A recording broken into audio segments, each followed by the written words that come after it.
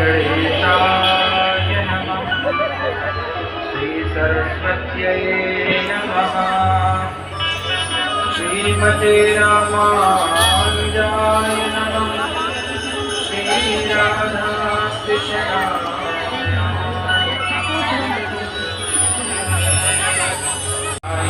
नमस्कृत्य नरं चैव नरोत्तमं देवीं सरस्वतीं व्यासं ततो जयमुदीरये।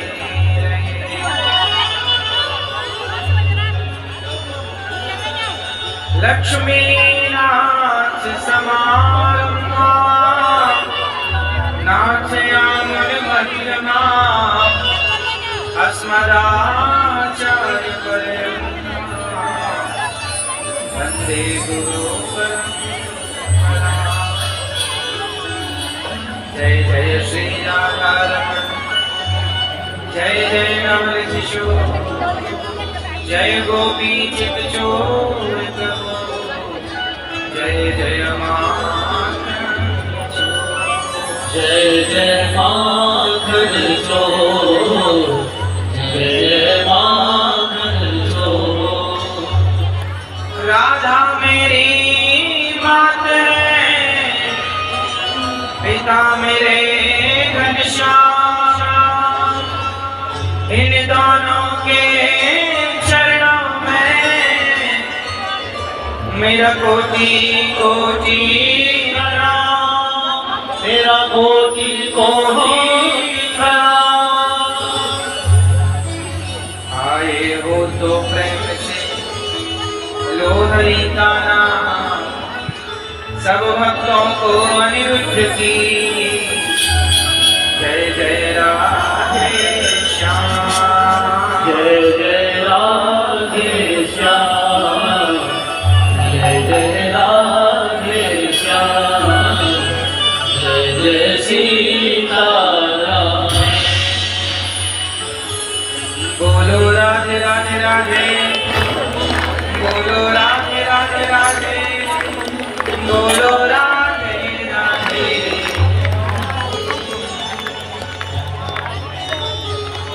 ब्रज गलियों में झूम झूम के,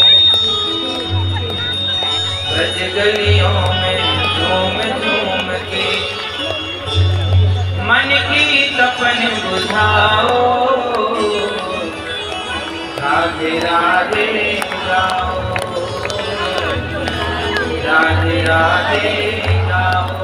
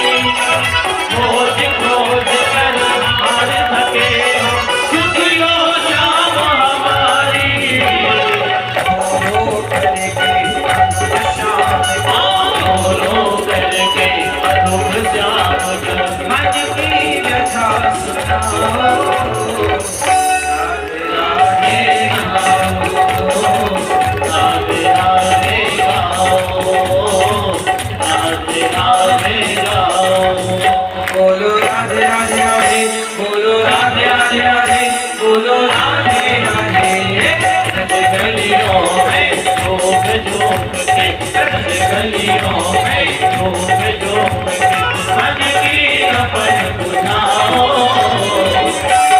राधे राधे गाओ, राधे राधे गाओ, राधे राधे गाओ, राधे राधे गाओ। बोलो राधे राधे राधे, बोलो राधे राधे राधे, बोलो राधे राधे।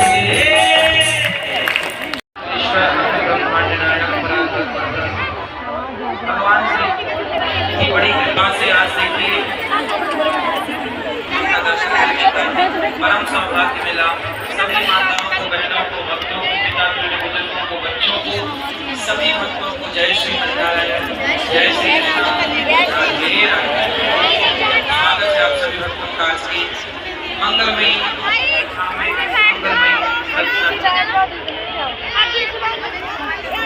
भगवान की कृपा से आज हमारा यहाँ आना हुआ और आप सबका दर्शन करने का हमें लाभ मिला।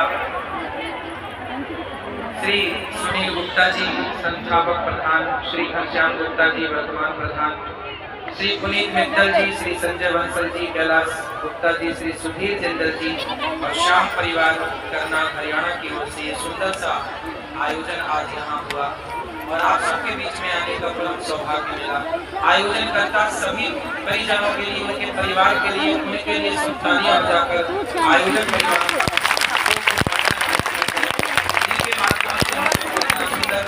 परम लाभ प्राप्त हुआ। भगवान की कृपा श्री कैलाश गुप्ता जी और भैया श्री सुधीर जिंदल जी आप वृंदावन आए और यहाँ के सत्संग के लिए कहा।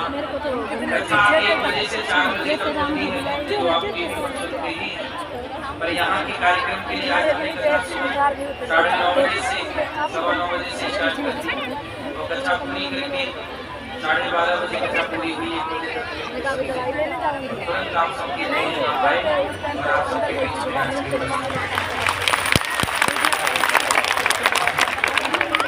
कल फिर कथा भगवान की ये जो दिव्य कथाएं हैं ये हम सबके सब बैठ जाइए भैया, बैठ जाइए आप सब जहाँ हो वहीं बैठ, आप बैठ जाइए।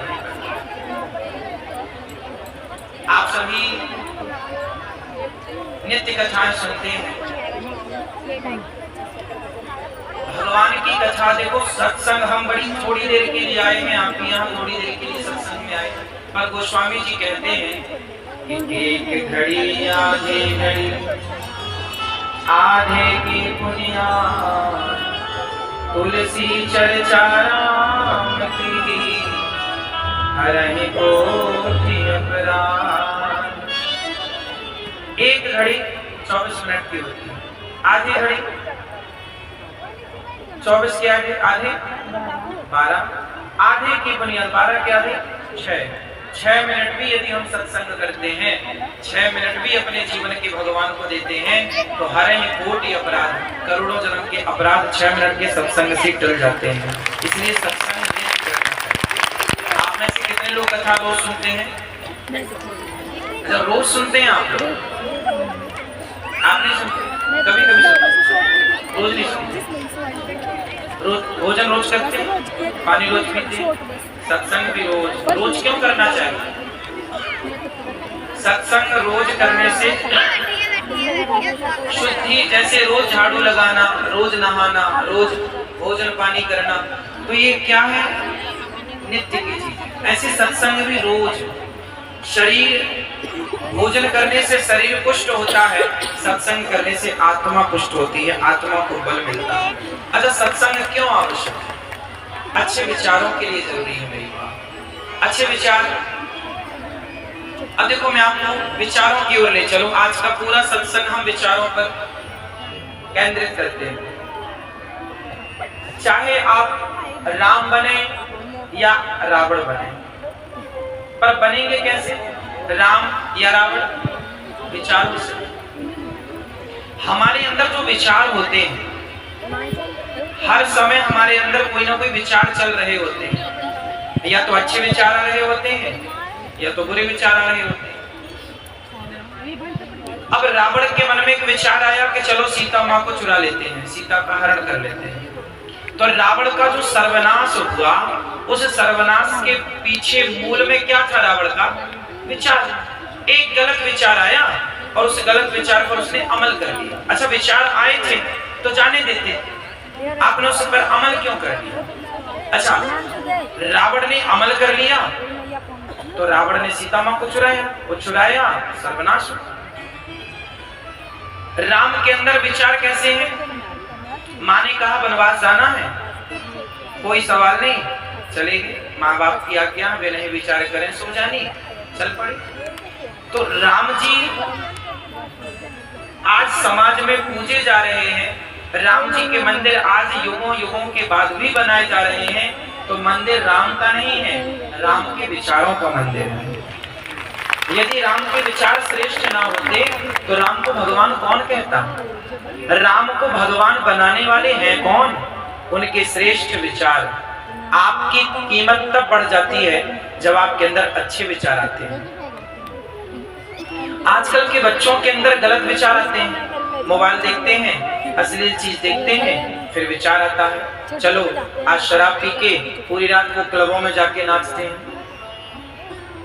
चलो आज जुआ खेलते हैं, तो दोस्तों के साथ वो ताश जुआ खेल रहे हैं। तो ये जो विचार हैं, दुर्योधन के मन में विचार आया कि चलो जुआ खेलते हैं। फिर जुआ में कौन साथ देगा? शकुनी। मामा, मामा आओ, पासे पासे लाओ, पासे।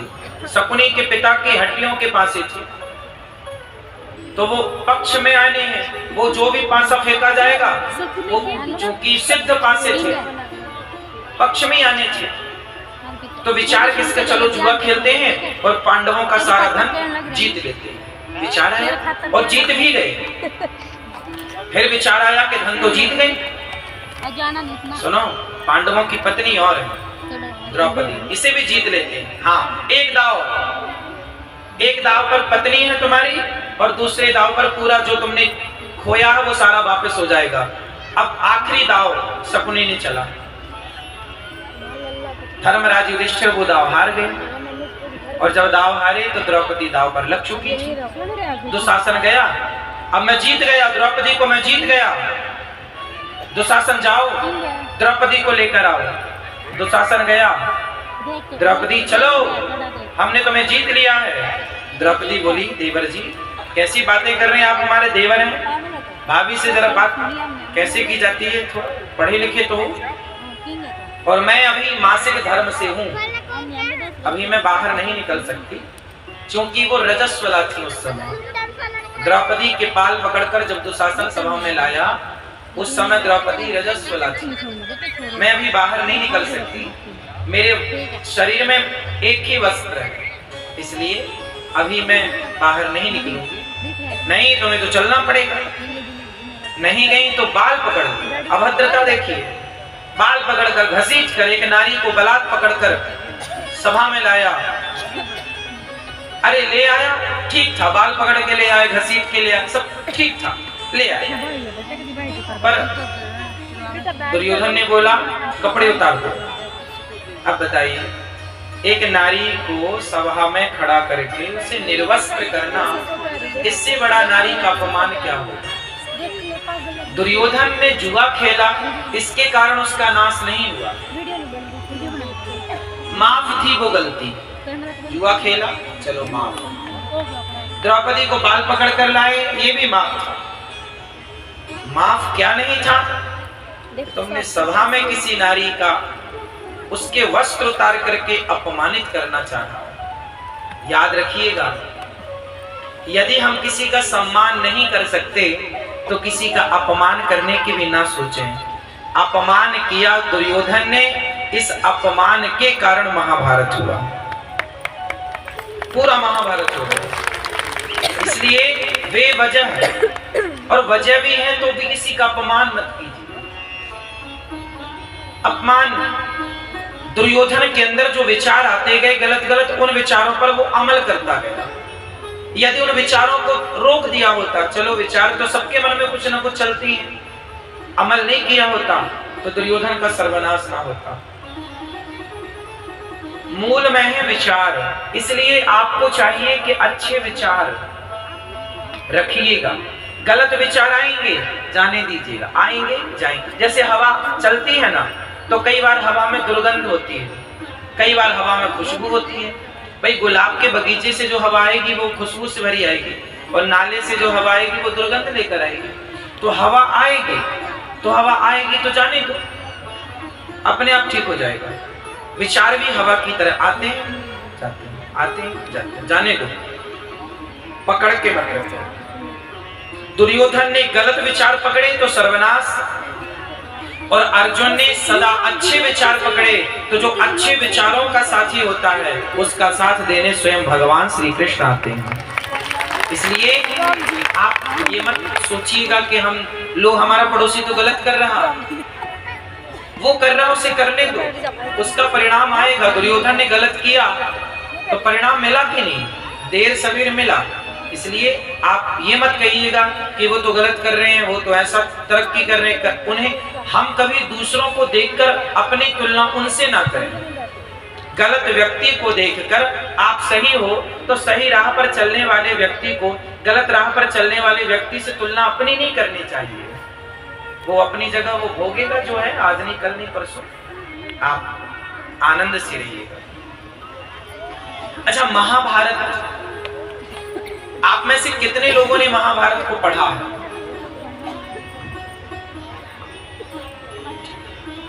आप में से कितने लोगों ने महाभारत पढ़ा है?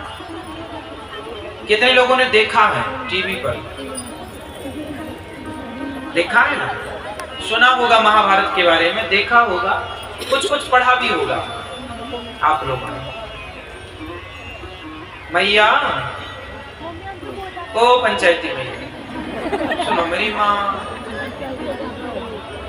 महाभारत के बारे में आप सब जानते ही हैं। जरा मुझे ये बताओ कि महाभारत क्यों हुआ था? महाभारत क्यों हुआ? किसकी गलती से हुआ? महाभारत किसकी गलती से हुआ?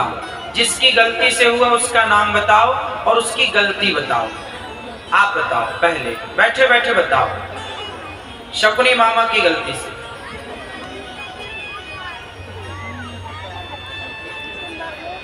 किसकी गलती थी महाभारत में? द्रौपदी की। ये भैया बोल रहे हैं द्रौपदी की, ये मैया बोल रही हैं शकुनी की। आप क्या बोल रहे हैं? धृतराष्ट्र, द्रौपदी। ये मैया बोल रही है द्रौपदी की गलती। क्या गलती थी द्रौपदी की? उन्होंने दुर्योधन को अंधा बोला, अंधे का बेटा। ऐसे तो आप भी कितनों को अंधा बोल देते हैं, अंधा कहीं का दिखता नहीं है तुझे। आप बताओ भैया, आप महाभारत क्यों हुआ ये आप बताइए। द्रौपदी ने बोला अंधे का अंधा होता है, तो द्रौपदी ने सिर्फ इतना ही तो बोला था कि अंधे का अंधा होता है, तो इसके बोलने के कारण सभा में उसके कपड़े उतारना, क्या बोलने का दंड ये सही था? हिसाब ये बराबर हुआ? भाई द्रौपदी ने बोला तो तुम भी बोल लेते। सिंपल है, यदि द्रौपदी ने बोला तो आप भी बोल लेते, हिसाब बराबर हो जाता। गांधारी की वजह से हुआ। ठीक है, आप बताओ चश्मा वाले भैया, महाभारत किसकी गलती से हुआ और क्या वजह थी? द्रौपदी की वजह से। अच्छे आदमी।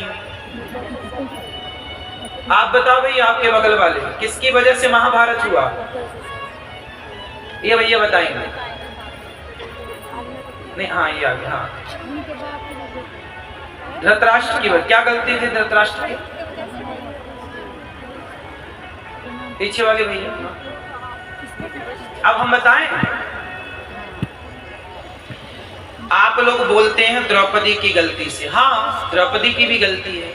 आपने बोला शकुनी की गलती। हाँ, शकुनी की भी गलती है। आपने बोला गांधारी की गलती। हाँ, गांधारी की भी गलती है। मूल वजह क्या है? आप ना बातें सब लोग ठीक कर रहे हैं, पर आप वजह नहीं बता पा रहे हैं, जड़ तक नहीं पहुंचे। हमें किसी भी चीज की वजह जाननी होती है, और वो वजह अब हम आपको बताएंगे। महाभारत क्यों हुआ? आज मैं महाभारत पर थोड़ी सी चर्चा करूंगा आपसे। इसलिए करूंगा ताकि उस चर्चा को करने से, महाभारत के हर पक्ष को समझने से, महाभारत के हर पहलू को समझने से आपके घर में कभी महाभारत नहीं होगा। गारंटी हमारी है।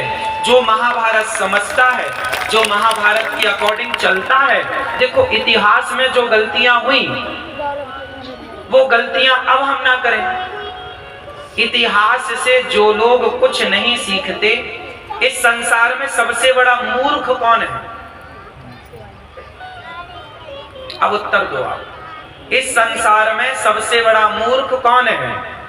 करनाल में सबसे बड़ा मूर्ख कौन है? और करनाल में सबसे होशियार कौन है? मैया बताएंगी संसार में सबसे बड़ा मूर्ख कौन है?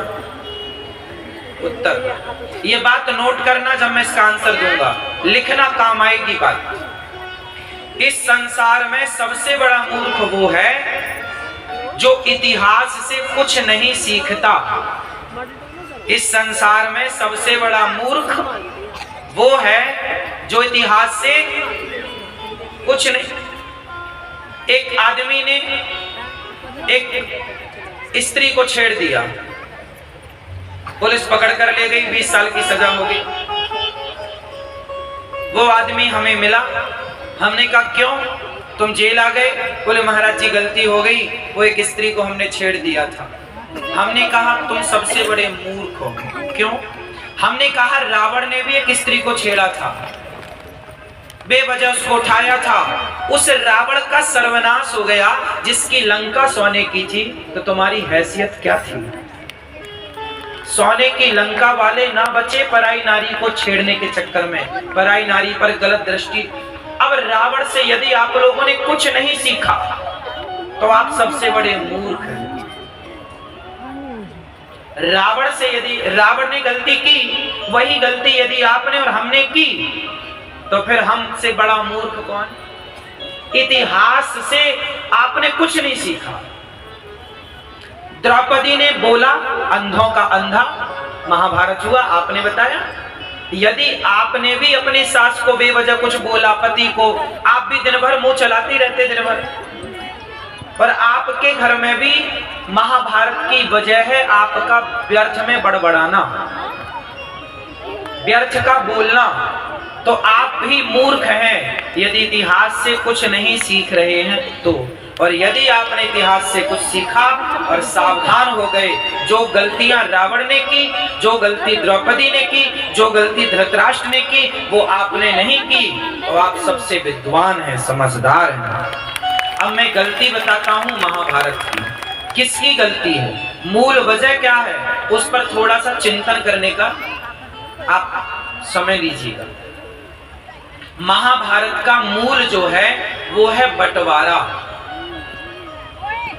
यदि पांडवों को 5 गांव दे दिया गया होता, भगवान कृष्ण आए थे ना शांति दूत बनकर, पांडवों को 5 गांव दे दो। जरा विचार करो कि धृतराष्ट्र उस समय राजा थे और राजा का काम है न्याय करना। यदि धृतराष्ट्र ने पांडवों को 5 गांव दे दिया होता तो क्या महाभारत होता? बोलो। मूल वजह द्रौपदी का बोलना नहीं था, वो वजह भी हो सकती है, पर मूल वजह थी कि पांडवों की सारी संपत्ति जुआ में कौरवों ने जीत ली, जुआ में, और बोला कि तुम 12 साल का वनवास पूरा करो, 1 वर्ष का अज्ञातवास पूरा करो, फिर हम तुम्हारी संपत्ति लौटा देंगे। तो वो पूरा करके आए, बोले कि अब हमारा इंद्रप्रस्थ दो। इंद्रप्रस्थ मतलब दिल्ली, हमारा हस्तिनापुर मतलब मेरठ, मेरठ मतलब हस्तिनापुर, इंद्रप्रस्थ मतलब दिल्ली, तो हमारा इंद्रप्रस्थ दो। तो बोला दुर्योधन हम 5 गांव क्या, सुई की नौक बराबर जगह भी नहीं देंगे। और जब पांडवों का भी धन हड़पना चाहा दुर्योधन ने, अच्छा धृतराष्ट्र ने सही बंटवारा कर दिया होता, पांडवों का हिस्सा पांडवों को दे दिया होता, कौरवों का कौरवों के पास रहता, तो आप ही बताओ क्या महाभारत होता? मैया, ओ पंचायती मैया, कर लो फोन पे बात। अभी हम चले जाएंगे तो बतिया लेना दिन भर। सुन लो, मेरी माँ आई हो किराया भाड़ा लगा के यहाँ तक। सुन लो, यदि सही बंटवारा होता तो क्या महाभारत होता? तो आप लोग भी इससे सीखो। सीखना ये है, जितने बुजुर्ग यहाँ बैठे हैं, आप धृतराष्ट्र से ये सीखो कि आप भी अपने बच्चों का समय पर बंटवारा कर देना। बंटवारा करके ही मरना। बंटवारा करने के पहले मर गए तो तुम्हारे बच्चे महाभारत करके मर जाएंगे। समय पर बंटवारा कर देना, सही सही बंटवारा करना, उचित न्याय से। सही बंटवारा नहीं हुआ, सही बंटवारा नहीं हुआ तो महाभारत हुआ। अब महाभारत की दूसरी वजह हम बताते हैं। महाभारत की पहली वजह तो आप समझ गए कि बंटवारा नहीं हुआ, समझ गए। दूसरी वजह महाभारत की ये है कि जब द्रौपदी को पकड़कर लाया दुशासन, तो बताओ वो सही था? भरी सभा में द्रौपदी के कपड़े उतारने का ये जो काम हुआ वहां, वो सही था कि गलत था? उत्तर दो। गलत था। तो आप कह रहे हो गलत था, तो क्या भीष्म पितामह को नहीं बोलना चाहिए था कि ये गलत था? और बोलना चाहिए था तो क्यों नहीं बोले? बोलने का पावर था तो क्यों नहीं बोले? और धनुष बाण चलाना आता था तो क्यों नहीं दुशासन को मारा गया? यदि दुशासन को मार दिया गया होता उसी समय, उसके अपराध को देखते हुए, तो महाभारत होता? उत्तर दो। नहीं।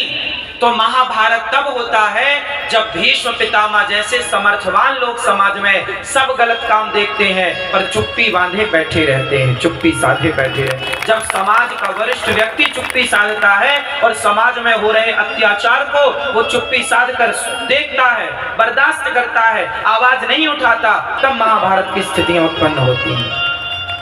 परिवार में जब बड़े बुजुर्ग चुप्पी साध करके बच्चों पर हो रहे अत्याचार को, कभी जेठानी अत्याचार करती है, कभी सास करती है, कभी देवरानी करती है, कभी बड़ा भाई करता है, कभी छोटा भाई करता है। समाज में ये देखा जाता है कि बड़ा भाई कई बार छोटे भाई की संपत्ति हड़प लेता है। माना कि छोटा भाई थोड़ा कम पढ़ा लिखा है, कम जानकार है, बड़ा भाई थोड़ा होशियार है, तो बड़े भाई ने छोटे भाई की संपत्ति हड़प ली। या छोटा भाई समझदार है तो बड़े भाई की हड़प ली, वो सीधा साधा। ऐसा समाज में जो सीधा होता है उसका शोषण देखा गया है। जो ज्यादा मीठा होता है वो अपना नाश कराता है। देखो तो मीठे गन्ने को कोल्हू में पेरा जाता है, मीठे गन्ने को कोल्हू में पेरा जाता है। तो आप देखिए, जो ज्यादा सीधा होता है ना, उसको लोग चाहे भाई ही हड़प ले तो हड़प लेता है। और जब बड़े भाई पर या छोटे भाई पर जब परिवार में कोई उस पर अत्याचार करता है तो घर के बड़े बुजुर्गों को पता होता है कि भाई इसके साथ गलत हो रहा है, लेकिन फिर भी आप चुप हैं। तो वही स्थिति थी भीष्म पितामह की। उन्हें दिख रहा था कि द्रौपदी के साथ जो हो रहा है वो गलत है। जब गलत हो रहा था तो क्यों नहीं धनुष बाण उठाए? क्यों नहीं हत्या कर दी उस दुष्ट की? नहीं हत्या की तो पितामह को बाणों की सैया पर लेटना पड़ा। तो महाभारत की दूसरी वजह है चुप्पी। क्या वजह है? जोर से चुप्पी। महाभारत की तीसरी वजह है माता गांधारी। क्या? माता गांधारी ने आंखों से पट्टी तो उतारी, पर तब उतारी जब 99 बेटे मर गए। दुर्योधन से बोला था ना, कल तू सारे कपड़े उतार के आ जाना, मैं तुझे निर्वस्त्र देखूंगी तो तेरा शरीर वज्र का हो जाएगा, फिर तुझे कोई मार नहीं सकता। बोला था ना। आया दुर्योधन। बाद में भगवान ने बोला कि तुम टॉवेल तो लपेट लो, कुछ तो कमर ढक लो भैया। तो उसने पत्ते लपेट लिए तो वो अंग उसका कच्चा रह गया। समस्या ये नहीं है, हर मां अपने बेटे को बचाना चाहती है, और मां द्रौपदी ने बेटे को बचाने का जो भाव रखा वो गलत नहीं था। पर मां द्रौपदी गलत तब हो गई जब उन्होंने अपने बेटे को तो बचाना चाहा, पर द्रौपदी की लुटती हुई लाज में वहां आकर द्रौपदी को बचाना नहीं चाहा। यदि द्रौपदी को बचाया होता माता गांधारी ने तो आज ये सर्वनाश के दिन देखने क्यों पड़ते। माता गांधारी ने पट्टी तो हटाई आंखों की, पर जरा देर हो गई। द्रौपदी को बचाने के लिए पट्टी ना उतारी मां ने, दुर्योधन को बचाने के लिए पट्टी उतारी। जबकि दुर्योधन सही था या गलत था? जोर से जब आप गलत को बचाने के लिए पट्टियां हटाते हैं, जब आप गलत का साथ देते हैं तो महाभारत होता है। जब आप गलत का पक्ष लेते हैं तो महाभारत होता है। महाभारत होने की एक वजह है मित्रता। मित्रता दुर्योधन और कर्ण की। कर्ण ने दुर्योधन का साथ देकर सही किया कि गलत किया? उत्तर दो। कर्ण ने दुर्योधन का साथ देकर सही किया या गलत? उत्तर सही या गलत? अब आप कहेंगे कि कर्ण ने तो मित्रता निभाई, इस हिसाब से वो सही है। चलो मैं इस पर 2 सवाल और कर लूं आपसे। मित्रता निभाना सही है। मित्रता तो भगवान राम ने भी विभीषण और सुग्रीव की निभाई है। मित्रता तो राम ने भी निभाई है, विभीषण की और सुग्रीव की मित्रता। पर मित्रता क्या होती है? आप एक बात बताओ, आपका मित्र गलत कर रहा है तो आप उसका साथ गलत में दे दें, ये मित्रता है? या गलत कर रहा है तो आप उससे रोकें कि भाई ये तू गलत कर रहा, मैं तेरा दोस्त हूं, ये गलत काम मत कर, ये गलत है। गलत करने से जो रोके वो मित्र होता है, जो गलत में साथ दे वो दुश्मन है। हाँ या ना? अब आपके बेटे को कोई शराब पिलाए, यार तू तो मेरा दोस्त है, मेरी दोस्ती की खातिर एक पैक तो मार ले। यदि कोई आपको दोस्ती का हवाला देकर, यदि आपको एक पैक मरवाकर शराबी बना दे तो आप पूछो कि यार मैं ही दोस्ती निभाऊं, मैं तेरी दोस्ती की खातिर एक पैक पी सकता हूं, तो तू मेरी दोस्ती की खातिर शराब छोड़ क्यों नहीं सकता? मित्रता तो ये है, मैं तेरे जैसा मैं ही क्यों बनूं, तू भी मेरे जैसा बनना। जो आपको अपने जैसा बनाए वो स्वार्थ है, और जो गलत बनाए क्यों बनाए? मित्रता की परिभाषा ये नहीं है जो आप लोग करते हैं कि यार मेरा दोस्त है, तू जो कर मैं साथ हूं। नहीं, वो मर्डर करेगा, वो किसी का बलात्कार करेगा तो क्या तुम उसमें साथ दोगे कि यार तू मेरा मित्र, चल तेरे साथ मैं बलात्कार कराता हूं? अब बताओ, दानवीर कर्ण पढ़े लिखे अच्छे योद्धा हैं, जब द्रौपदी की साड़ी खींच रही थी तो क्या कर्ण को ये नहीं बोलना चाहिए था कि मित्र देख ये तो गलत कर रहा है, तो ये द्रौपदी के कपड़े उतारना तो गलत है? क्या नहीं बोलना चाहिए था? मित्र था ना, तो बोलते यार तू गलत है यहाँ पर। एक बात बताओ मेरी माँ, किसी के एहसानों तले इतने भी मत दब जाना कि आप गलत को गलत ना कह पाओ। जीवन में गलत को गलत कहने की हिम्मत भी होनी चाहिए, पर कर्ण के पास वो हिम्मत नहीं थी, क्योंकि कर्ण को दुर्योधन ने अंग देश का राजा बनाकर खरीद लिया था, एहसान करके खरीद लिया था। आपसे कहूंगा यहाँ पर महाभारत कितना बढ़िया मैसेज दे रहा है कि गरीबी आए तो नमक रोटी खा के गुजार लेना। गरीबी 4 दिन की होती है साहब, पर किसी का एहसान मत लेना। गरीबी 4 दिन बाद चली जाएगी, एहसान सारी जिंदगी का हो जाएगा। सारी जिंदगी वो आदमी आपसे कहेगा मैंने तुम पर एहसान किया। एहसान मत लो किसी का। गरीबी 4 दिन की आएगी जाएगी, वक्त है गुजर जाएगा। कर्ण को क्या था, अंग देश का राजा बना दिया। अब बना दिया, अब उसके बाद तो कर्ण को गुलाम की तरह नचाया। कर्ण का पूरा यूज दुर्योधन ने किया, गलत भी कराया उससे। अब दुर्योधन जब साड़ी उतरवा रहा तो क्या बोले कर्ण, द्रौपदी तेरे तो 5 पति हैं, छठा मुझे बना ले। अब ये कर्ण कह रहे हैं, क्यों कह रहे हैं? क्योंकि जैसी संगत वैसी रंगत। तो दोस्ती, महाभारत का एक एक चैप्टर, महाभारत का एक एक किरदार आपके जीवन में गहराई से उतरना चाहिए। सीख लो, वरना कहीं देर ना हो जाए। महाभारत क्यों हुआ? इस क्यों के बहुत सारे उत्तर हो सकते हैं, बहुत सारी विस्तृत चर्चा हो सकती है। मैं महाभारत पर ही बोलता ही रहूं तो बहुत घंटे बीत जाएंगे, बातें पूरी नहीं होंगी, समझना और समझाना पूरा नहीं होगा। बस आप तो इतना ही समझ लो कि महाभारत से जो मेन बिंदु हैं वो ये हैं कि सही वक्त पर बच्चों का बंटवारा, दोनों बेटे का कारोबार अलग, सब हिसाब किताब अलग, लेकिन वो अलग होते हुए भी वो परिवार में एक दूसरे के सुख दुख में खड़े रहे, ऐसा अलग। कई माँ बाप सोचते हैं कि हम बच्चों का बंटवारा नहीं करना चाहते, हम नहीं चाहते कि हमारे बच्चे अलग रहें। आप भले नहीं चाहते पर प्रकृति चाहती है, प्रकृति का ये नियम है, आज नहीं कर, अब या तो प्रेम से अलग हो जाए या तो लड़ झगड़ के अलग हो। आप क्या चाहते हैं? तो प्रेम से चाहते हैं तो ठीक ठीक बंटवारा। आप अपने बच्चों को समझाइए कि दोस्ती करना बुरा नहीं है, पर ऐसे दोस्त ना हो जो आपको गलत राह पर ले जाएं। महाभारत में 99 कौरव मारे गए। द्रौपदी के पुत्र को, 5 बेटों को अश्वत्थामा ने मार दिया, और अश्वत्थामा ने जब मारा, द्रौपदी के पास जब 5 बच्चों का धड़ था, 5 बच्चों का सिर नहीं था, द्रौपदी के पुत्रों को मार दिया अश्वत्थामा ने। द्रौपदी शरण में आई, हे श्याम सुंदर।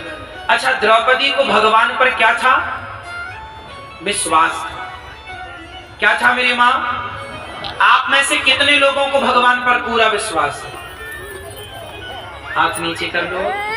आप में से कितने लोगों को टेंशन है, चिंताएं हैं? जिसको टेंशन है वो हाथ उठाए अपने। जिसको चिंताएं हैं, आज खत्म करके जाएंगे आपकी चिंता, बस हमें बता दो किस किस की है। हाथ उठाओ जिसको चिंता है, टेंशन है, टेंशन है। अब बताओ हमें। अब ऐसा करो भैया, जरा मुंह फुलाओ अपना,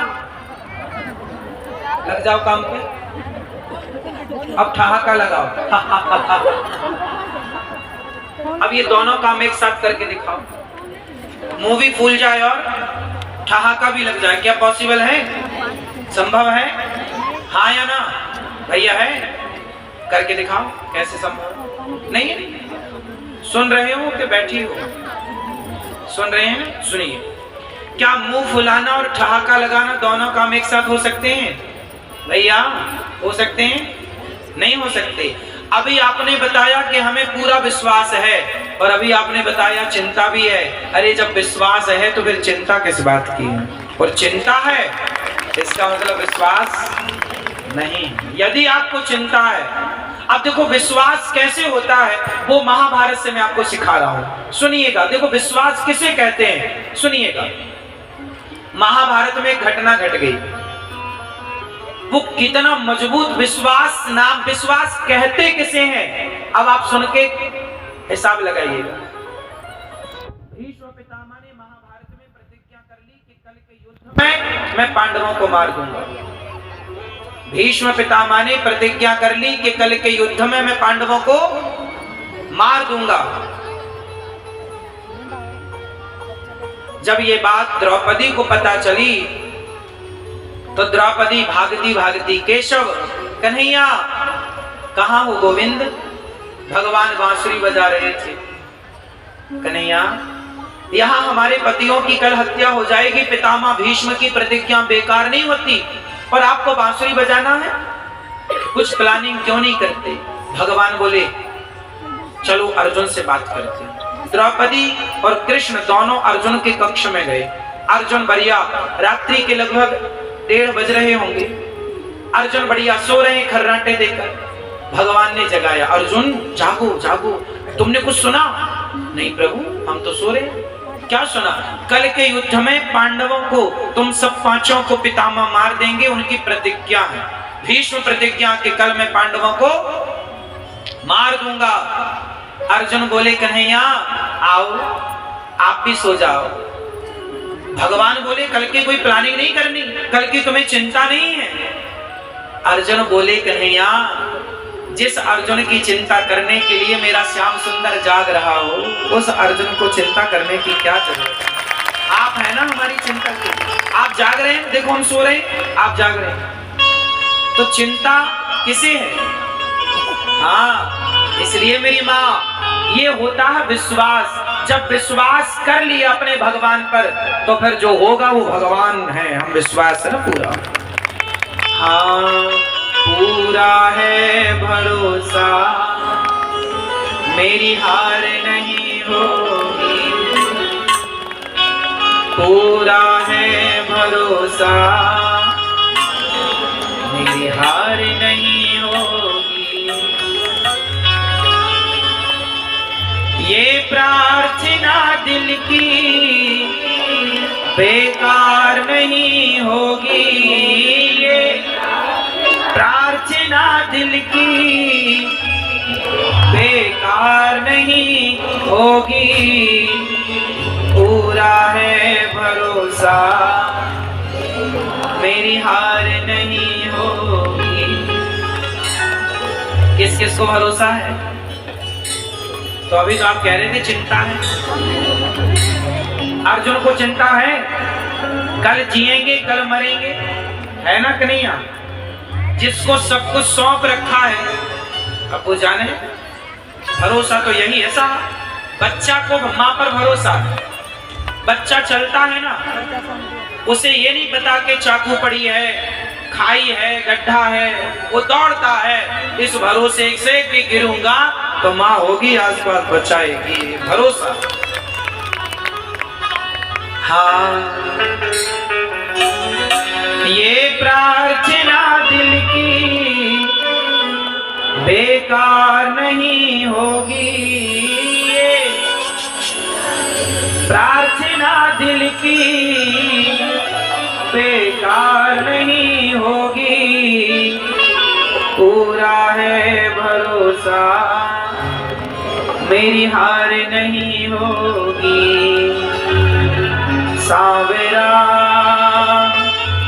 ओ जब तू मेरे साथ है, सावरा सिर पे तेरा हाथ है। दोनों हाथ उठाइए।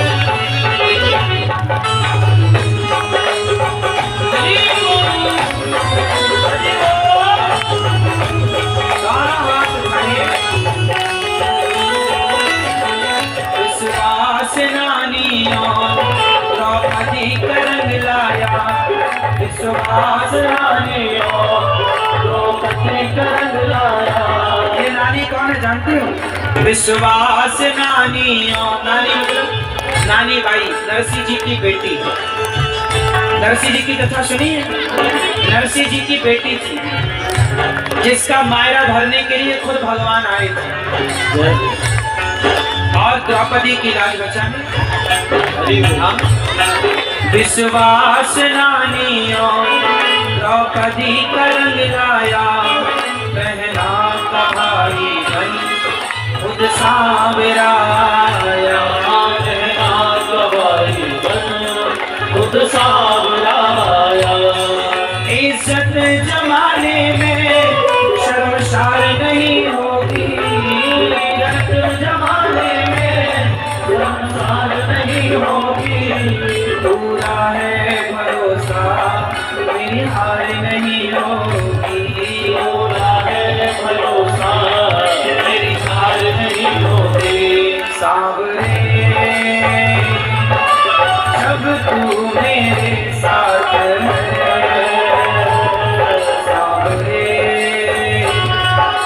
सर पे तेरा हाथ है। सांवरे जब तू मेरे साथ है, सांवरे सर पे तेरा हाथ है।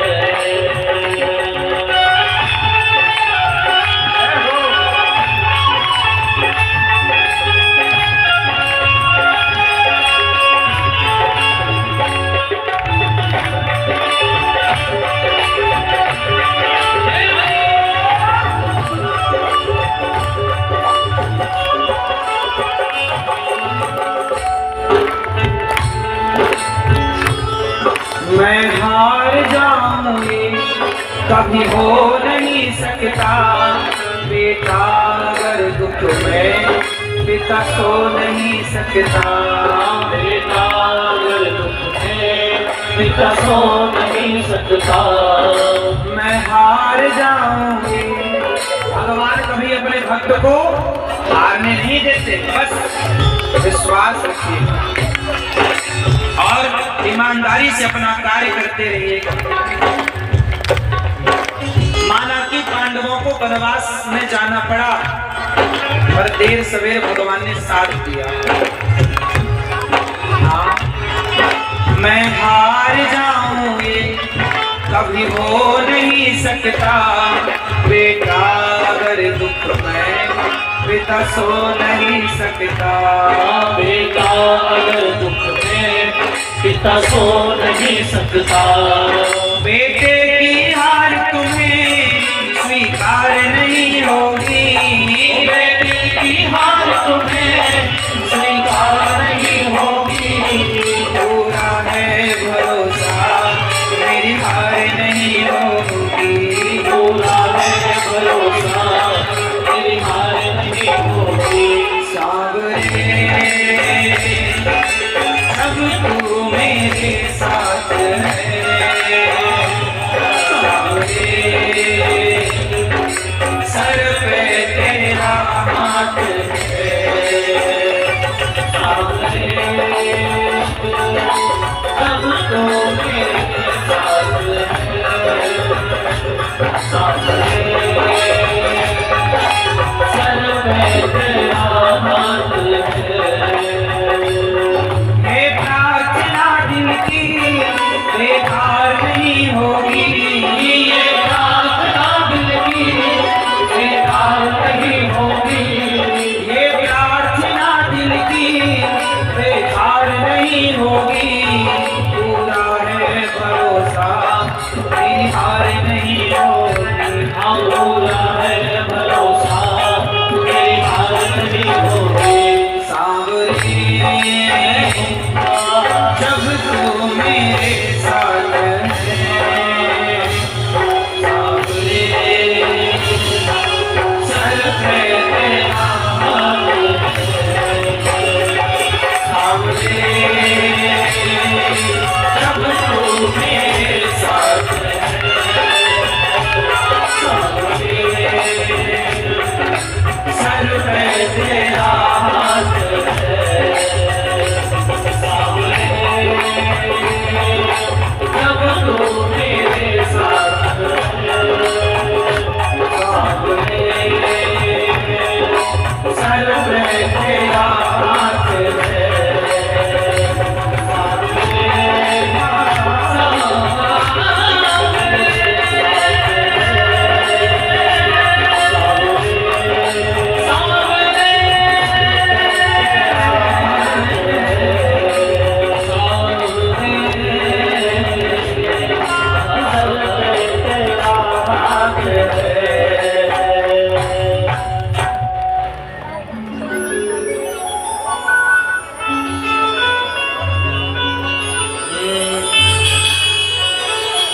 आप सभी से मेरी एक छोटी सी प्रार्थना है, अपने छोटे छोटे बच्चों का पूरा ख्याल रखिएगा और अपना मोबाइल, पर्स, सोना चांदी कृपया संभालिएगा। कोई छोटा सा बच्चा यहाँ वहाँ हो गया है, 3 साल का है, हरे कलर के कपड़े पहना, कोई आसपास कोई बच्चा ऐसा दिखे तो तुरंत सूचना दीजिएगा। हरे कलर के कपड़े पहना आसपास देख लीजिए आप। और अपने बच्चों का अपनी चैन, मैया सोने की चैन पहन के आई हो, नहीं आई हो? हाँ, सब बैठ जाओ और चैन वैन पहन के आए हो तो संभालना, मोबाइल पर्स संभालना। मिल गया? मिल गया? देखो मिल गया, मिल गया। देखो अब आप लोग शांति से बैठो और टुप्पीटा बैठो और बच्चों को बिल्कुल पकड़ के बैठो। हाँ,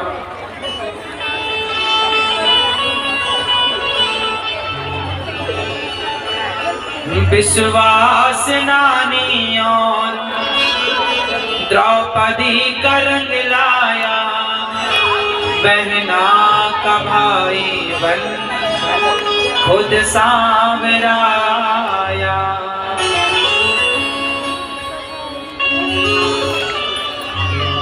इज्जत जमाने में शर्मसार नहीं होगी, इज्जत जमाने में। सब बैठ जाओ बेटा, भैया बैठो। मेरी माँ,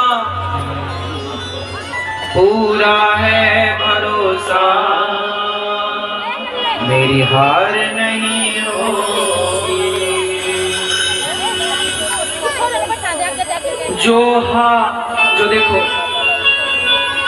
जो हार जाते हैं उनको जिताता है, अनिरुद्ध कहे सांवला किस्मत जगाता है। भगवान अपने भक्त को हारने नहीं देते। आपको क्या रखना है? क्या रखना है? विश्वास। मोकों का हाथ ढूंढे बंदे, मैं तेरे विश्वास में। ना मंदिर में, ना मस्जिद में, ना काशी कैलाश में, मोकों का हाथ ढूंढे बंदे, मैं तेरे विश्वास में। तो भगवान कहाँ है मेरी माँ? तो आपको क्या है? चिंता? चिंता नहीं मेरी माँ, भगवान पर पूरा विश्वास। अच्छा, विश्वास ही करें, कर्म करना। आप अपना काम ईमानदारी से कीजिए।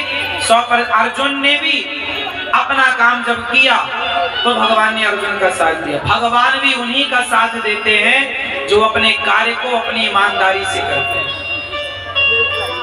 भगवान भी उनका सपोर्ट करते हैं जो अपने कार्य को 100% करने की पूरी कोशिश करते हैं। तो आप सबको भगवान पर पूर्ण विश्वास, अर्जुन की तरह। महाभारत का जो युद्ध था बहुत कुछ सिखा करके गया है। भगवान विश्वास के भूखे हैं, विश्वास रखिएगा। प्रहलाद जी का विश्वास था कि इस खंबे पर भगवान है, तो प्रहलाद के विश्वास को सत्य करने के लिए भगवान प्रकट हुए।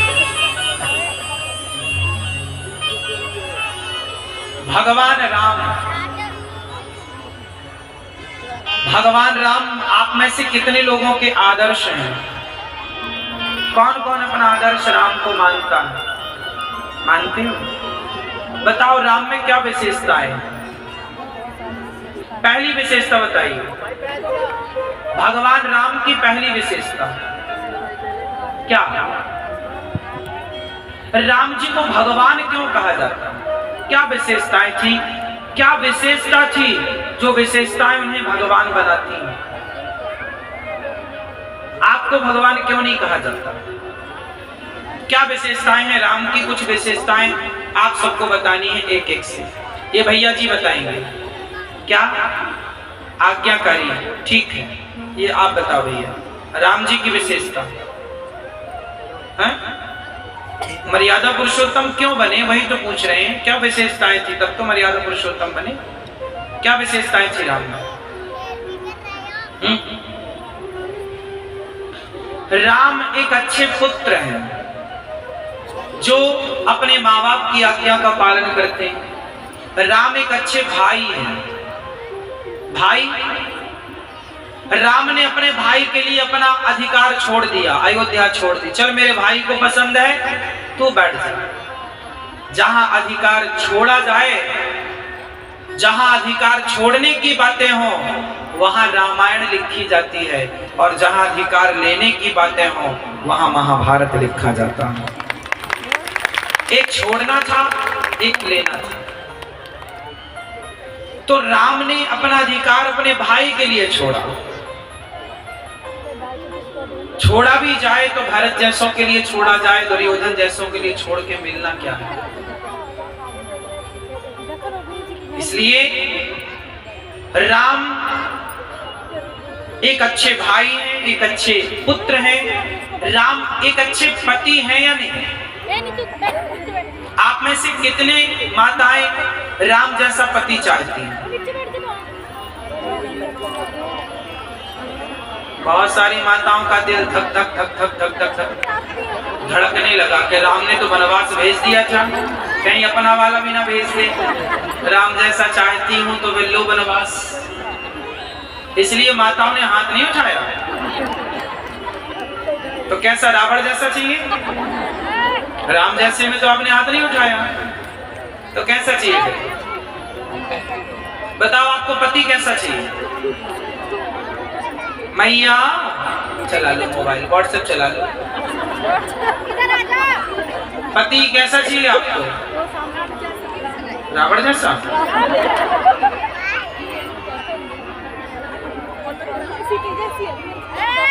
मैया सुनो मेरी माँ, अभी हम एक दिन के लिए आए हैं, कुछ घंटों के लिए आए हैं। कितने लोग चाहते हैं कि हम 7 दिनों के लिए आए?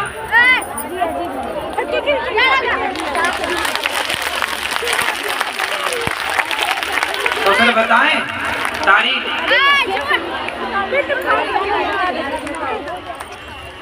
दिसंबर में आ रहे हैं पानीपत, कथा सुनाने 7 दिन की। कौन कौन तैयार है? आएंगे? हाँ? क्या? करनाल? करनाल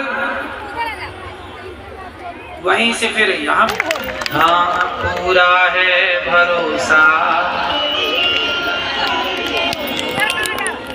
आएंगे। आशा रख पगली आएंगे, आशा रख पगली।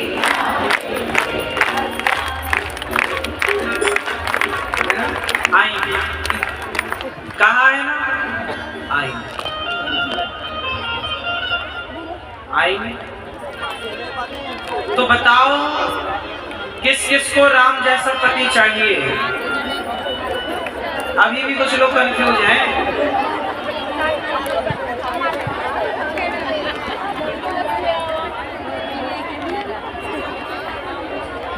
अच्छा, राम जैसा पति, राम जी अच्छे पति थे क्या? है ना? तो फिर राम जी अच्छे पति थे, सीता जी को क्यों निकाल दिया? क्या राम जी ने सीता माँ का त्याग किया था? नहीं, भगवान राम ने माता सीता को नहीं त्यागा। राम जी सीता माँ से इतना प्यार करते हैं कि जब हनुमान जी सीता माँ के पास गए और राम जी, देखो मैं एक अंदर की बात बताऊं, बहुत अंदर की बात। जब सीता माँ के पास हनुमान जी गए, सीता माँ रो रही थी कि अब तो मैं मर जाऊं तो ये अच्छा है, राम से दूर हो गई मैं। रो रही सीता माँ। तब हनुमान जी ने अंगूठी गिराई। सीता माँ ने चकित चितप मुंदरी पहचानी, अरे ये तो मेरे राम की है। कौन है? तो रामचंद्र गुण वर्णे लागा, सुनता ही सीता कर दुख भागा। राम का गुणगान हनुमान जी गाने लगे। सीता माँ बोली तुम कौन हो, सामने आओ। हनुमान जी आए, माँ आपका बेटा हूं। सीता माँ को लगा कि तुम रावण की कोई माया भी तो हो सकती है। तो हनुमान जी ने कहा ना माँ, राम दूत मैं माँ तू जानकी, सत्य शपथ करुणा निधान की। करुणा निधान राम जी का एक नाम करुणा निधान है, और ये नाम सीता माँ ने दिया था। और ये बात केवल हनुमान जी को राम जी ने बताया। तो माता जी समझ गई, पासवर्ड ठीक है। अब वहां पर एक बात हुई, सीता माँ ने पूछा कि क्या राम जी हमको याद करते हैं, क्या राम जी हमसे प्रेम करते हैं? तो वहां हनुमान जी ने एक बात कही कि मां तुमते प्रेम राम के दूना। हनुमान जी ने बोला कि मैया तुमते प्रेम राम के दूना मतलब दुगना। हे सीता मां, राम जी आपसे इतना प्रेम करते हैं जितना आप राम से करती हैं ना, उससे दुगना। मतलब राम का प्यार आपसे ज्यादा है, आपका प्रेम राम से कम है। अब ये बताओ कि हनुमान जी को कैसे पता कि दोनों पति पत्नी में ज्यादा प्यार कौन करता है? भाई आप पति पत्नी कितना प्यार करते हैं एक दूसरे को, हमें थोड़ी पता रहेगा। ये तो अंदर की बात है, ये तो पति पत्नी का मैटर है। ये पड़ोसी क्या जाने कि हमारा पत्नी से कितना प्रेम है या पत्नी का हमसे कितना प्रेम है। पर हनुमान जी को कैसे पता लगा कि तुमते, अब हनुमान जी कह रहे हैं कि तुमते प्रेम राम के दूना, हनुमान जी को कैसे पता ये बताओ। भाई पति पत्नी में कितना प्रेम किसका ज्यादा है ये कौन जानेगा? या तो पत्नी जानेगी या पति जानेगा।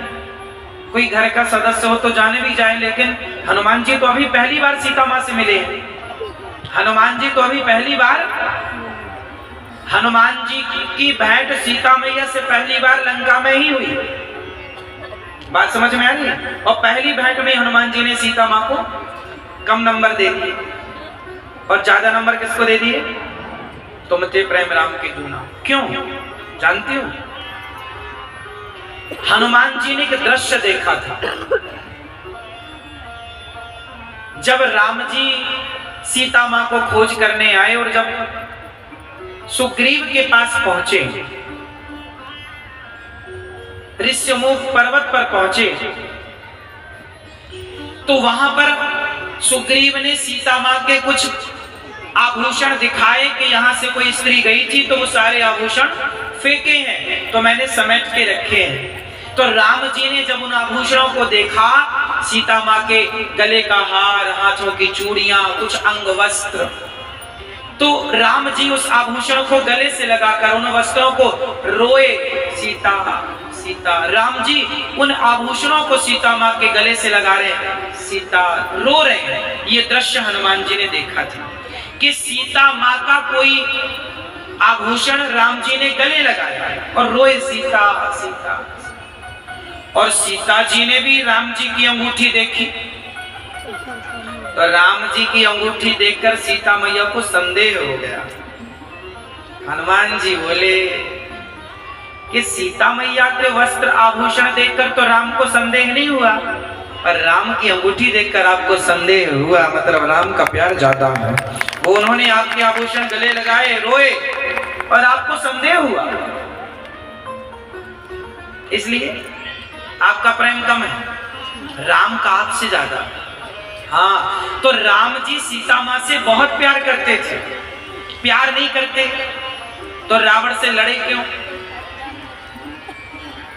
इतना एक वनवासी, वन में रहने वाले राम एक सोने की लंका वाले रावण से भिड़ गए, किसके लिए? सीता मैया के लिए। सब कुछ हुआ सीता मैया के लिए। राम जी नारी के सम्मान की बात थी, राम जी लड़े, जीते, सीता मैया को साथ सम्मान लेकर आए। ऑफर तो हनुमान जी ने भी दिया था सीता माँ को, माँ आपको मिलना है तो चलो मैं मेरे कंधे पर बैठो, मैं तुम फुर रात को ले चलता हूँ राम जी के पास। ले आते हनुमान जी। हनुमान जी इतने विशाल थे, ऑफर दिया था, चलो सीता माँ ने मना कर दिया कि राम के सोने में रावण ने मुझे हर लिया, और यहाँ से रातों रात हनुमान यदि तुम मुझे ले गए तो फिर रावण में और तुम में अंतर क्या रह जाएगा, रावण में और राम में अंतर क्या रह जाएगा। राम से कहना आए रावण को मारे और मुझे सम्मान के साथ ले चले। उसने मेरा अपमान किया है ताकि रावण को दंड मिलेगा तो आने वाले युगों में हर पुरुष ये समझेगा कि नारी का अपमान नहीं करना, करोगे तो रावण का क्या होगा वही होगा। नारी के सम्मान की प्रतिष्ठा करना था, नारी के सम्मान को प्रतिष्ठित करना था, इसलिए रावण को मारना जरूरी था। वरना कल को फिर कोई स्त्रियों को उठाता फिरेगा, अपमान करता फिरेगा, डर ही नहीं रहेगा। तो समाज में दंडित करना जरूरी है रावण को, ताकि समाज में ये डर हो कि गलत करने का ये परिणाम है, तुम्हारी लंका भले सोने की। अब यहाँ पर एक बात समझने की है कि राम जी को तो खूब प्यार था सीता मैया से रावण को, फिर राम जी ने वनवास क्यों भेजा सीता मैया को? वनवास जानती हो क्यों? क्यों? क्योंकि जब सीता मां गर्भवती हुई, जब मैं पूरी बात आपको समझाऊं और आपको फिर जल्दी खाने पीने भी जाना है, घर जाना नहीं, आपको नहीं जाना, हमें तो जाना पड़ेगा।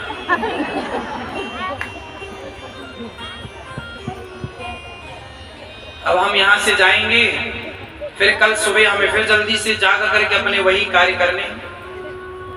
हम आपको बस, अब हम आएंगे ना 7 दिन के लिए, पूरी झाड़ू लगा के जाएंगे, पूरा कचरा आपके भीतर का।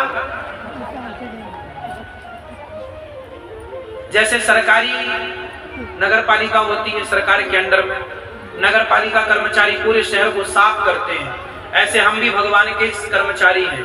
पूरा हृदय का कचरा, जितनी गंदगी है, जितना विषय विकार है, कथा के माध्यम से सारा झाड़ू लगा के आपका बिल्कुल मन शुद्ध कर देंगे। कथा करती है निर्मल, निर्मल कथा करती निर्मल, मन जन सो मोहि पावा, मोहि कपट चलचित्र न भावा, है ना। तो आप में से कितने लोग वृंदावन आए हैं? गौरी गोपाल कितने लोग आए हैं? जो गौरी गोपाल आए हैं, जो नहीं आए आपको निमंत्रण देने आया हूं, आपके शहर में आओ सब लोग। गौरी गोपाल आश्रम में 275 वृद्ध माओं की सेवा होती है। आपने कितने लोगों ने माओं का दर्शन किया? होती है कि हम झूठ बोल रहे हैं? वहां अखंड लंगर चलता है, अखंड रसोई चलती है नित्य। आप अभी चले जाओ, दिन के 2 बजे आओ, सुबह के 8 बजे आओ, रात्रि के 11 बजे आओ, आपको भरपेट भोजन मिलेगा गौरी गोपाल जी की रसोई में, कभी भी आओ, और गर्म मिलेगा, ताजा भोजन प्रसाद। अखंड लंगर चलता है, लगभग 30,000 लोग नित्य प्रसादी पाते हैं, ये आप लोग अपनी आंखों से देख सकते। वृद्ध माएं वहां पर गौशाला, गौरी गोपाल गुरुकुल। परसों मुझे एक संत मिले, बोले महाराज जी आपने गौ माता की सेवा के लिए गौशाला बनवाई, वृद्ध माओं के लिए वृद्धाश्रम बनवाया, संत लोगों के लिए अन्न क्षेत्र है, सब सेवाएं चल रही हैं। हम संत लोग जो भजन करने वाले हैं, हमारे रहने की कोई जगह नहीं है, तो आप संतों के लिए कुछ संत निवास इत्यादि बनवाएं। कहाँ हम लोग नहाएं धोएं, कहाँ भजन करें भगवान का? फुटपाथ पे ही रहते हैं अधिकांश साधु संत। तो बहुत जल्दी गौरी गोपाल संत निवास बनने जा रहा है, जहाँ संत लोग रहेंगे। वृद्धाश्रम में वृद्ध माएं हैं, अब वृद्ध पुरुषों के लिए भी बन रहा है, जहाँ वृद्ध पुरुष रहेंगे। और वो पुरुष, हम नहीं चाहते कि कोई वृद्धाश्रम बने, क्योंकि हर बेटा अपने माँ बाप की सेवा करे, तो वृद्धाश्रम क्यों बनाना पड़े? वो तो कुछ बच्चे सेवा नहीं करते, अपने माँ को घर से निकाल देते हैं, तो वृद्धाश्रम मजबूरन बनाना पड़ता है। कहाँ जाए माएं? बच्चे आजकल मार मार के माँ को घर से अपमानित करके निकाल देते हैं। तो ऐसी वृद्ध माएं, जरूरतमंद माताएं हैं, उन माओं के लिए आश्रम बन रहा है, और संतों के लिए संत निवास। तो आप सेवाओं में सहयोग करना चाहें तो अपने हाथ उठा लें, ये हमारे कार्यकर्ता आकर के आप तक आपके पास आकर आपका सहयोग लेकर आपको रसीद दे देंगे। वहां पर उस तरफ कार्यकर्ता हैं, रसीद प्राप्त कर लीजिए। प्रिय भक्तों, अब मैं राम जी की पूरी कथा सुनाऊं, जो कि राम जी अभी आप खुद कहेंगे कि राम जी दोषी हैं या निर्दोष हैं। थोड़ा टाइम लग जाएगा, सुनिएगा। बात ऐसी है कि राम जी ने एक बार सीता माँ से कहा, जब सीता माँ गर्भवती हुई तो राम जी को पता लगा कि सीता माँ ने बताया कि आप पिता बनने वाले हैं। पहली बार जब पत्नी बताती है अपने पति को कि आप पिता बनने वाले हो, तो पति अर्थात पत्नी ने जब बताया तो राम जी बहुत खुश हुए। राम जी ने कहा, सीता तुम मेरे पुत्रों की माँ बनने वाली हो, इतना बड़ा उपहार देने जा रही हो, बताओ मैं क्या तुम्हें दूं। सीता मैया से राम जी ने बोला कि मैं तुम्हें क्या दूं, कुछ मांगो मेरे से, गिफ्ट मांगो, तोहफा मांगो, कुछ मांगो। सीता माँ ने कहा, ये बात वाल्मीकि रामायण में लिखी है। सीता माँ ने कहा राम जी से कि प्रभु यदि आप मुझे देना चाहते हैं कुछ, तो मैं ये चाहती हूँ कि जो मेरे पुत्र जन्म लें, मेरा बेटा जो जन्म ले, वो यहाँ अयोध्या के राज महलों में न जन्म ले, बल्कि संतों की कुटिया पर जन्म ले, ताकि संतों के संस्कार बच्चों को प्राप्त हो। ये सीता माँ ने राम जी से मांगा है। ये कहाँ लिखा है? वाल्मीकि रामायण में लिखा है। अब ये बात होगी, तब तक एक धोबी ने आवाज लगाई, अपनी पत्नी से बोला कि तुम रात्रि को कहाँ थी? बोले मैं रुक गई, पानी गिर रहा था। बोले मैं कोई राम थोड़ी हूँ कि सीता रावण के पास थी और स्वीकार कर लिया, मैं तुम्हें स्वीकार नहीं करता। अब माता सीता पर एक व्यक्ति ने लांछन लगाया, उंगली उठाई, धीरे धीरे सबने कहना स्टार्ट कर दिया। इसलिए राम जी क्या करते हैं? आपने भी जानेगा। राम जी तो सीता माँ से प्रेम करते हैं, उन्हें तो कोई आपत्ति नहीं है। यदि राम को संदेह होता सीता माता पर, तो राम जी उसी दिन त्याग देते जिस दिन रावण के घर से आई है। संदेह राम को नहीं, संदेह प्रजा को हो गया। और राम जी राजा हैं, और राजा का धर्म क्या होता है? परिवार की बात सुने राजा की, प्रजा की बात सुने राजा।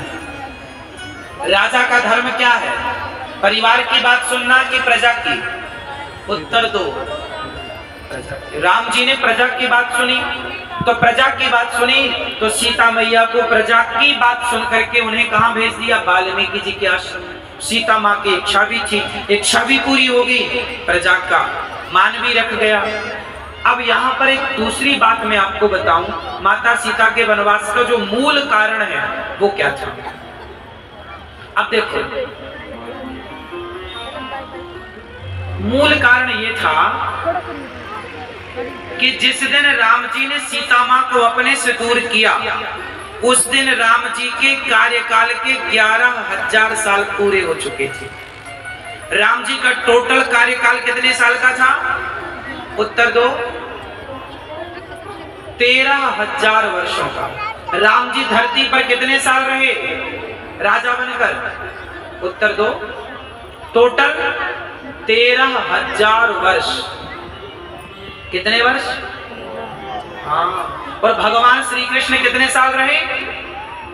125 वर्ष। भगवान श्री कृष्ण इस धरती पर उनका कार्यकाल केवल 125 वर्ष का था, और भगवान राम का कार्यकाल था 13,000 वर्ष। जिसमें कि जिस दिन सीता माँ वनवास गई, वो दिन कौन सा दिन था? कि राम जी के 11,000 साल पूरे हो गए।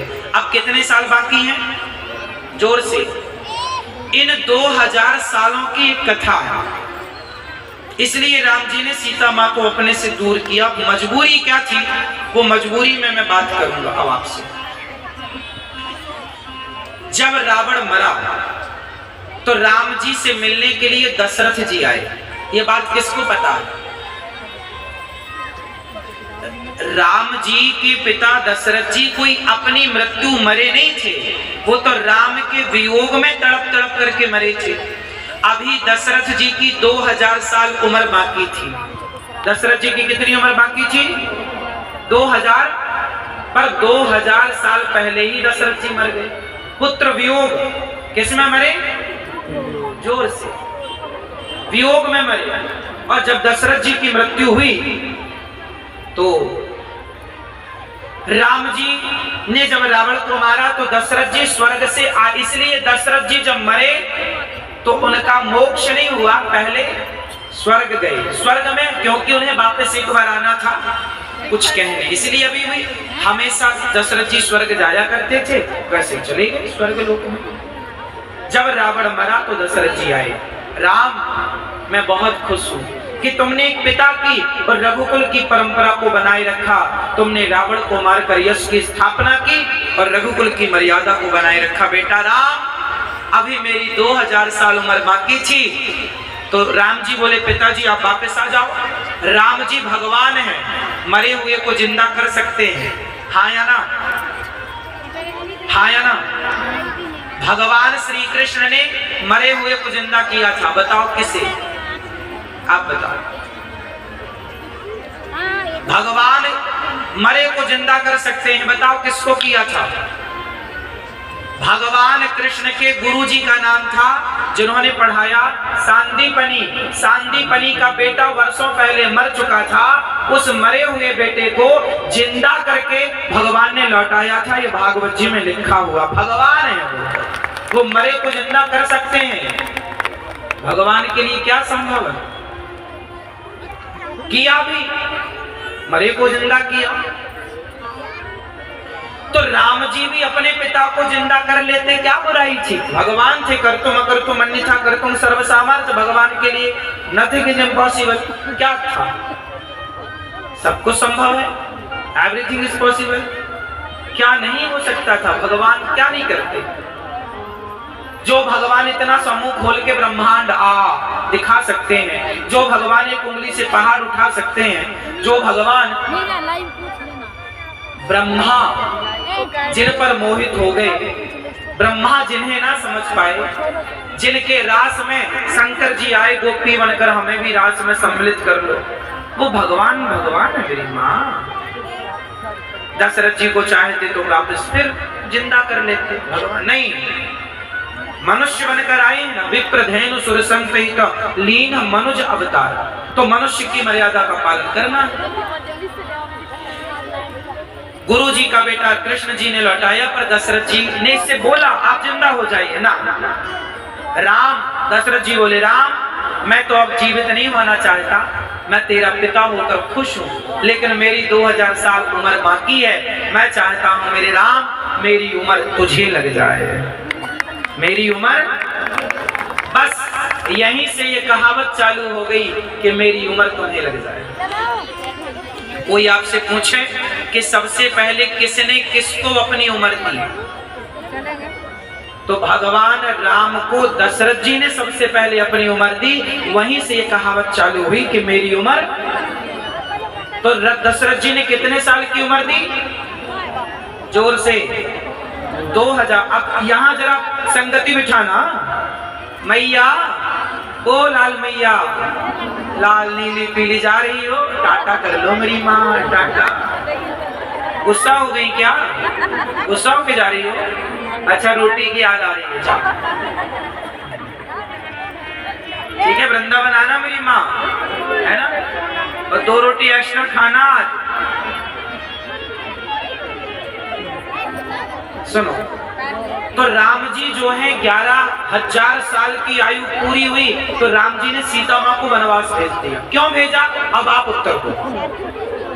क्योंकि अब आयु किसकी स्टार्ट होने जा रही है? जोर से, जोर से, दशरथ जी की, पिता की। अब आप बताओ कि जब पिता की आयु स्टार्ट होने जा रही है तो पिता की उस उम्र से वो अपनी पत्नी का स्पर्श कैसे करते, और करते तो मर्यादा बिगड़ती, तो भगवान मर्यादा पुरुषोत्तम कैसे कहलाते? इसलिए उन्हें वनवास।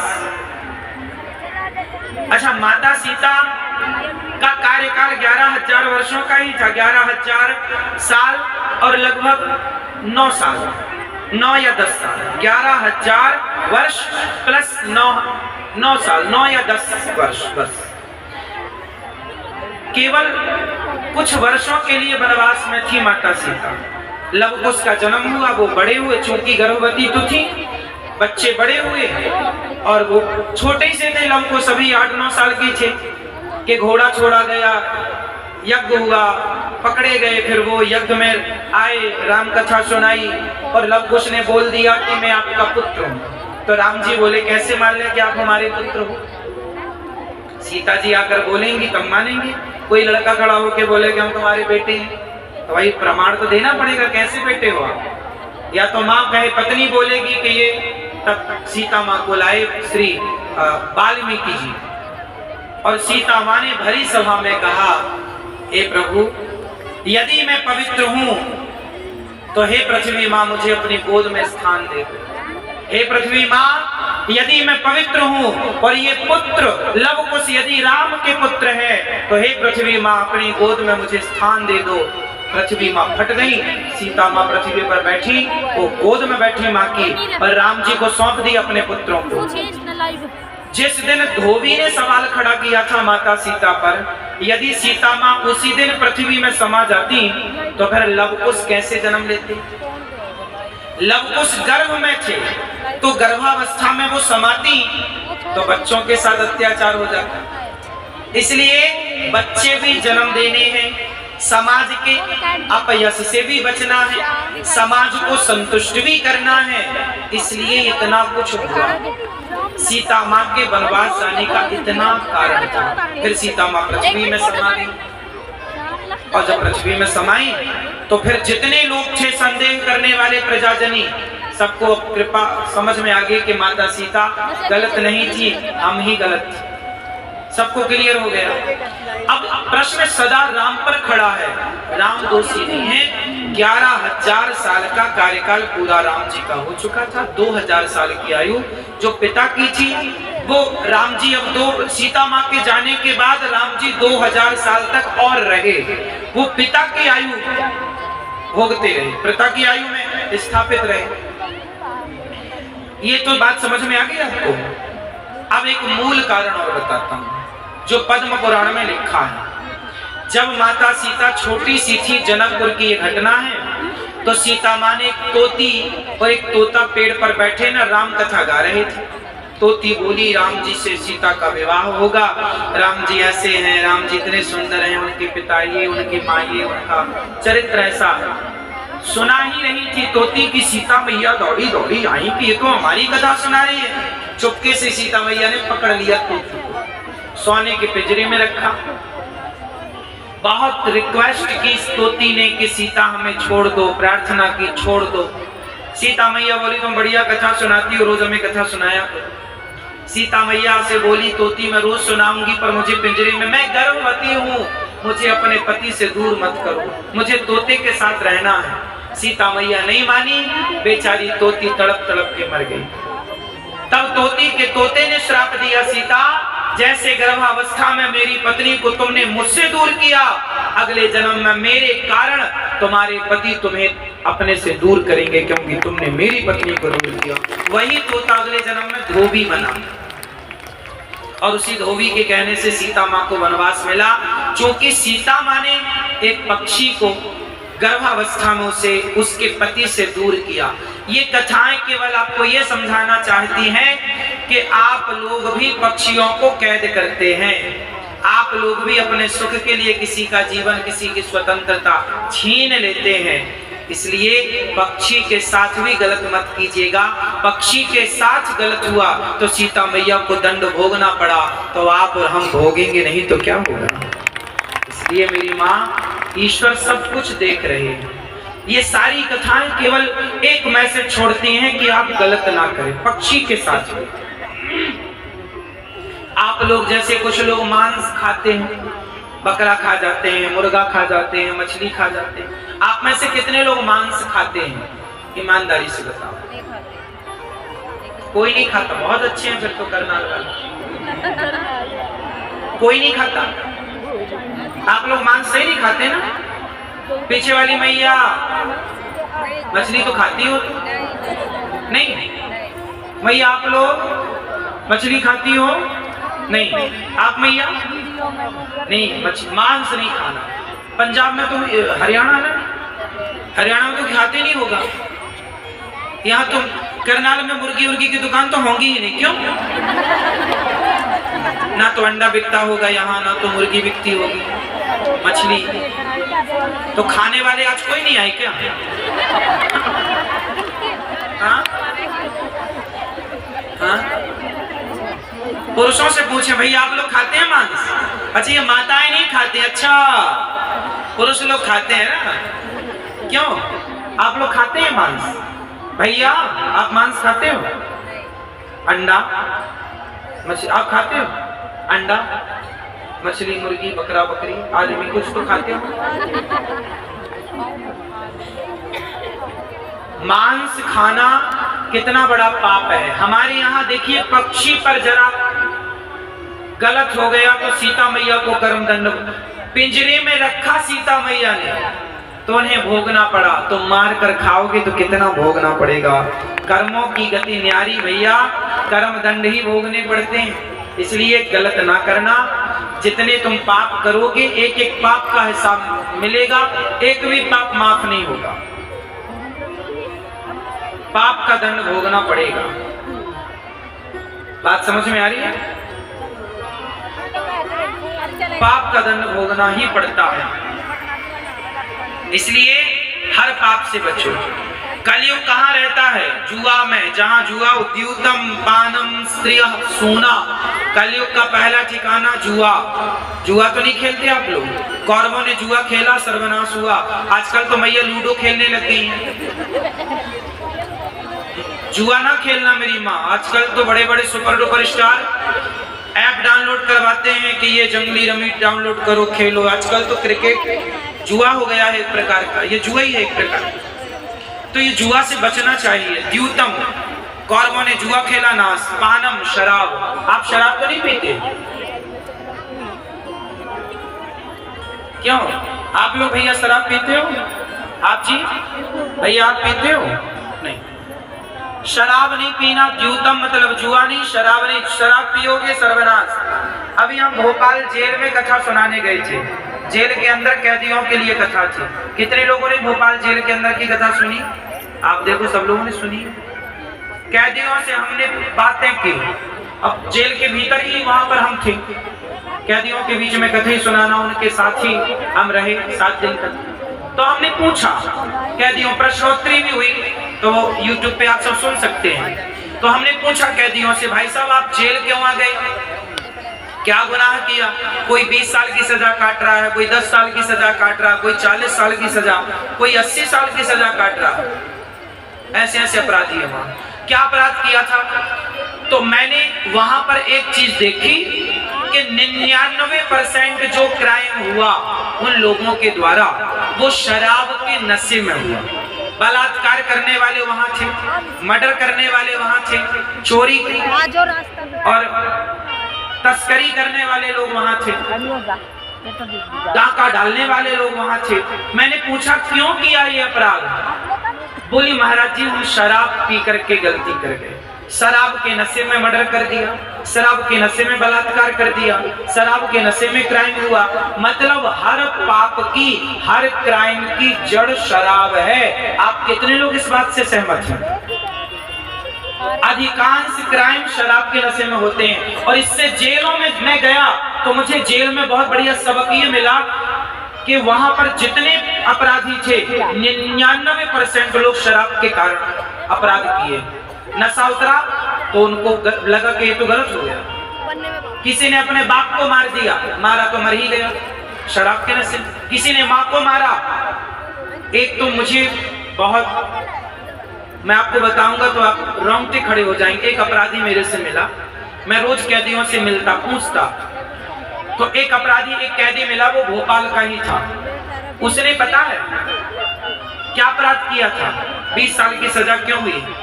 बोले महाराज जी नवंबर का मौसम था, सर्दी का मौसम था, मैं शराब पीकर आया और आकर के चुपचाप अपने कमरे में सो गया। अभी शाम के 8 बजे थे, 8:30 बजे थे, मैं सो गया, शराब के नशे में था। तभी मेरी पत्नी आई और मेरी रजाई खींची। अजी सुनते हो, वो मेरा रिजल्ट आया। उसकी पत्नी पढ़ती थी, तो उसका कोई एग्जाम दिया होगा, तो रिजल्ट आया होगा, परिणाम आया होगा, तो उसने अपने पति से बोला, सुनो जी वो मेरा परिणाम आ गया, वो जरा कंप्यूटर आप खोल दीजिए, मैं देख लूं कि मैं पास हुई, कितने नंबर आए, क्या है। बेचारी पढ़ती थी लड़की, उसकी पत्नी, उसने रजाई खींची और वो शराब के नशे में था। उसने बोला रजाई मत खींचना, सुबह देखूंगा मैं। पत्नी अपने उत्सुकता तो है, ये परिणाम आया है तो आज ही देखूंगी, फिर रजाई खींच दी। उसके पति ने, सुनो अब तुमने खींचा तो गला दबा दूंगा। और जो कि कोई पत्नी पति अच्छे से थे, प्यार था, कोई झगड़ा नहीं, लेकिन वो नशे में था, शराब के नशे। तीसरी बार पत्नी को भी क्या सूझा, होनी देखो क्या करती है। पत्नी ने रजाई की, अजी सुन उठ जाइए, थोड़ा मेरा कंप्यूटर, अच्छा पासवर्ड बता दीजिए, मैं खोल लेती हूँ। तो पति उठा, पत्नी का हाथ पकड़ के बिस्तर पर लिटाया और उसका गला दबाया, और गला शराब के नशे में तो उसे पता ही नहीं कितने जोर का दबाया, तो श्वास नली टूट गई। स्पॉट पे वो पत्नी रात भर मरी पड़ी रही उसके साथ। अब दोनों पड़े रहे वहां, पत्नी मरी पड़ी रही, वो भी बगल में सोता रहा। सवेरे जब उसका नशा उतरा तो उसने देखा, उसको लगा कि अच्छा ये तो यहीं सो रही है। देखा तो जागी नहीं, हिलाया डुलाया तो वो मर चुकी थी। अब वो मर चुकी देखिए, और वो आदमी अभी जेल में है, 20 साल की सजा काट रहा है, लगभग उसके 12-13 साल हो चुके हैं। ये अभी की मैंने सुना, वो रो रो के उसने अपनी कहानी सुनाई। कुल मिला के क्राइम क्यों हो गया? शराब के नशे में। तो आप लोग माने ना माने, लेकिन शराब अच्छी नहीं है, हर पाप कराती है। इसलिए हमारे शास्त्रों ने शराब को महापाप में रखा है। शराब क्या है? महापाप। इस शराब से क्या क्या होता है, कभी जेल में जाकर कैदियों से मिलो तो पता लगे। मेरे से बेहतर शायद आप लोग नहीं जान सकते, क्योंकि मैं 7 दिन जेल में कथा सुनाया कैदियों को, उनका इंटरव्यू लिया, मैंने उनसे बातें की खूब डीपली, रो रो के बताते सारे कैदी। नशा उतरा, जब नशा उतरा तब तक तो सब खत्म हो चुका था, अब केवल पश्चाताप है। जेल काट रहा है इसका दुख नहीं था, वो रो इसलिए रहा था कि मेरी निर्दोष पत्नी मेरे से मर गई।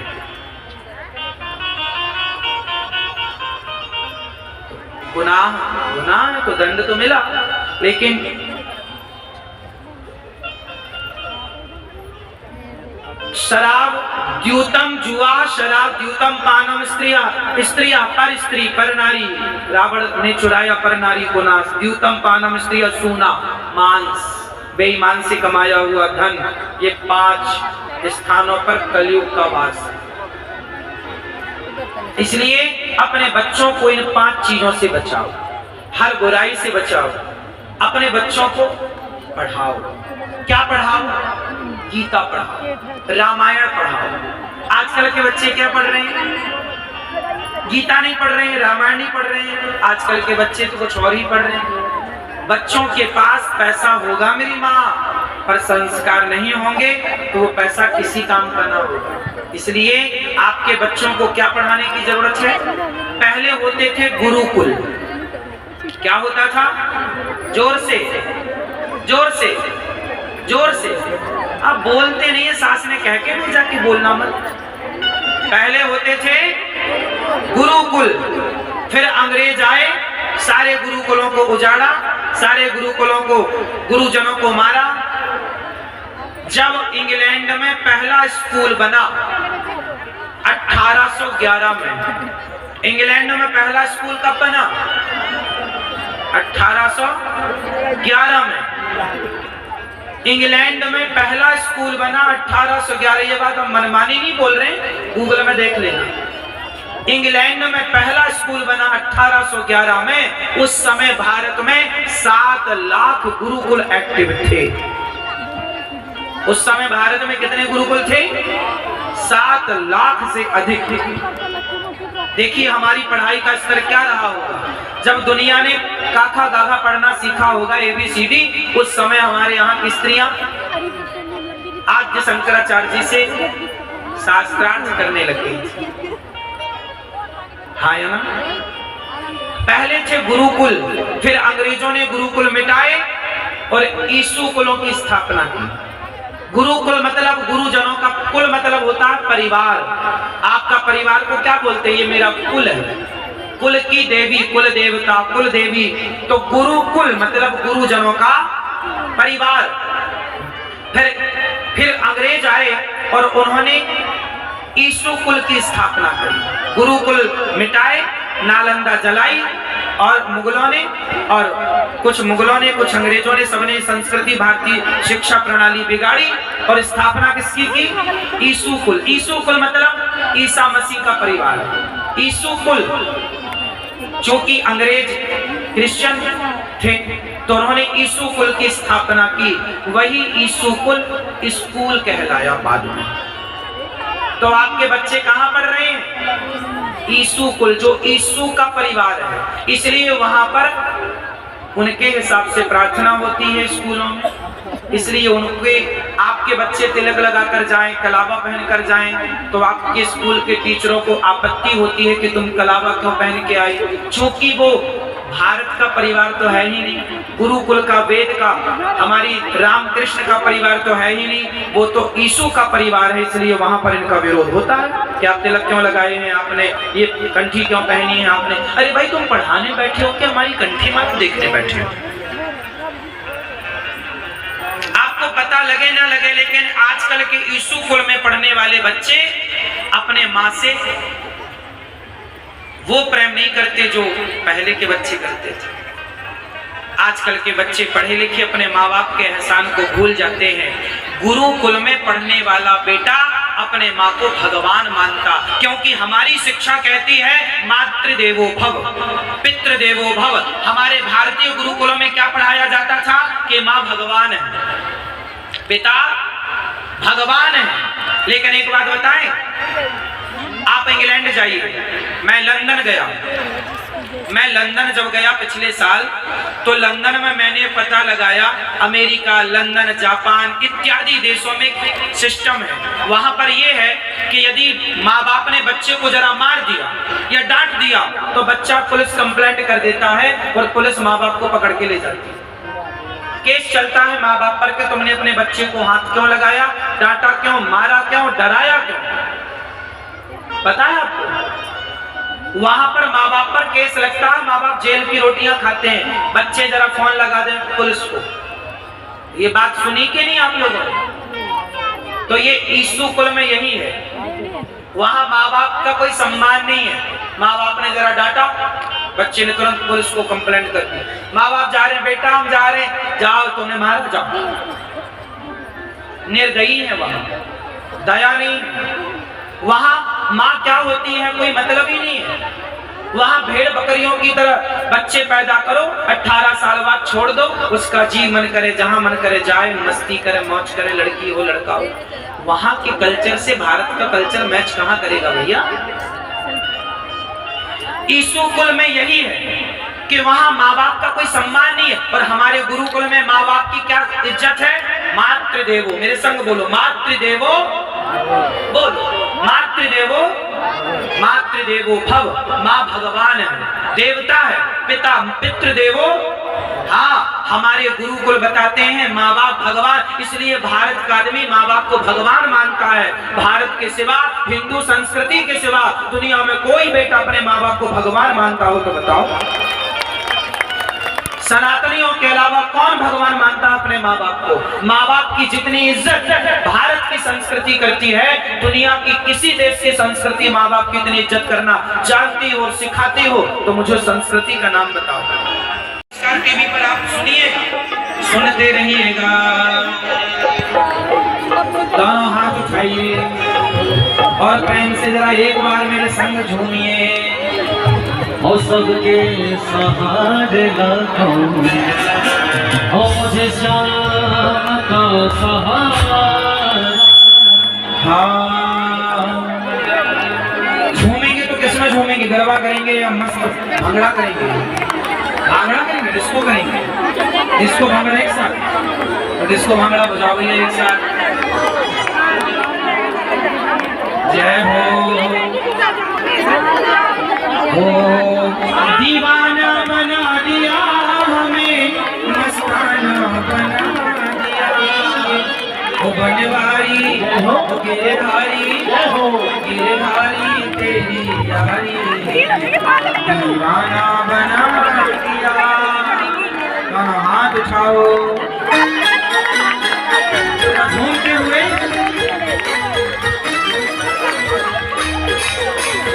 वाक्य में हरी लाल की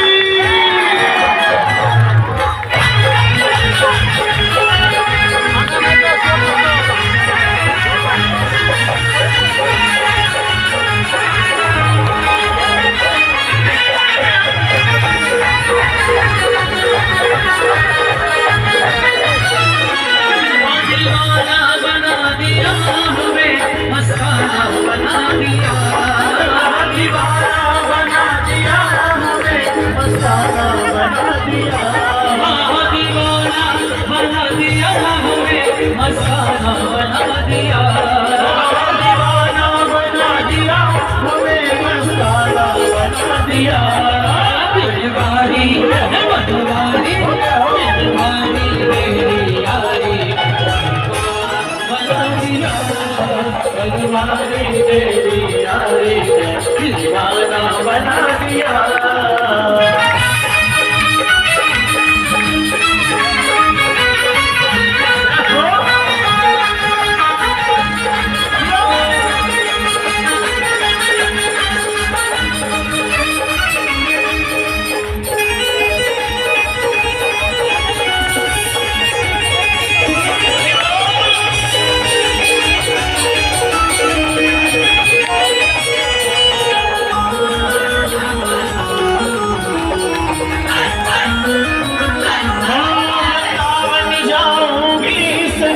बरसाने जाऊंगी, जाऊंगी सखी बरसाने जाऊंगी। मेरे उठे बिरह के दिल सखी बरसाने जाऊंगी। मेरे उठे बिरह के दिल जाऊंगी।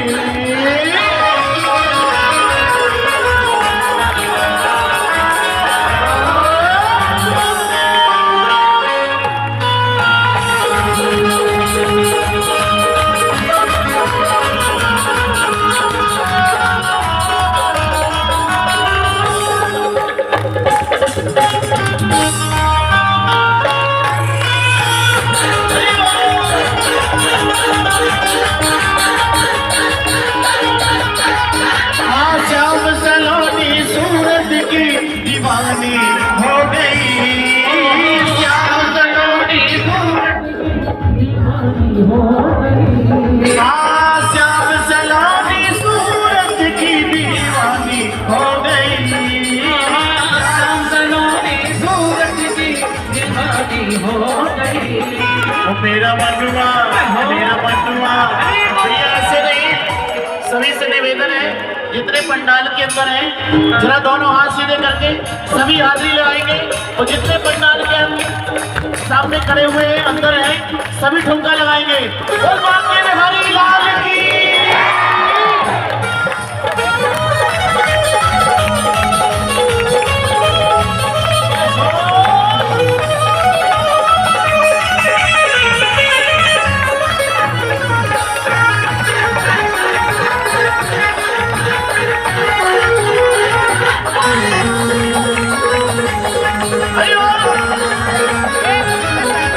तेरे नाम की ओर चुनरिया, तेरे नाम की ओर चुनरिया, मैं तो नाचूं तेरे दरबार में।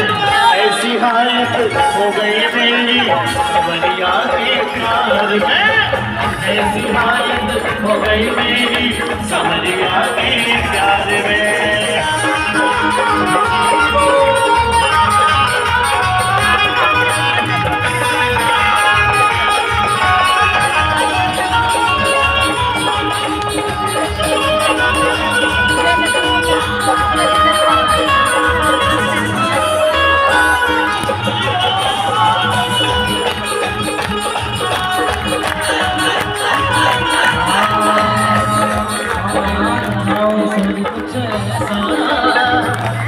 इंतजाम हो जाए, किशोरी कुछ ऐसा इंतजाम हो जाए। जुबा में राधा राधा राधा जुबा में राधा राधा राधा नाम हो जाए, किशोरी कुछ ऐसा। दोनों हाथ उठा के सभी लोग हो नच लेने दे मैनू नच लेने दे मैं नचना होली में नचना कि मैं नचना श्याम दे नाल, अज मैनू नच लेने दे कि मैं नचना श्याम दे नाल। हाँ नच लेने दे मैनू नच लेने दे, नच लेने दे मैनू नच लेने दे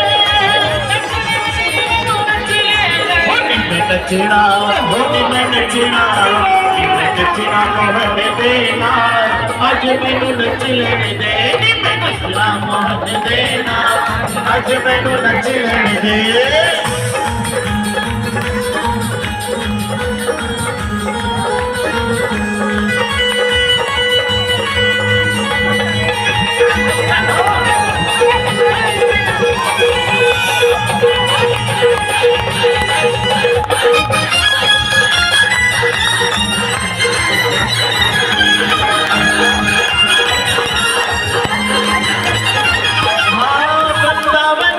जावांगी मैं भी वृंदावन विच जावांगी मैं भी, प्यार मोहन दा पावांगी मैं भी, प्यार मोहन दा पावांगी मैं भी। मैं नच के होली में नच के मैं नच के मनावा सोना यार, अज मैनू नच लेने दे कि मैं नचना मोहन देना, अज मैनू नच लेने दे।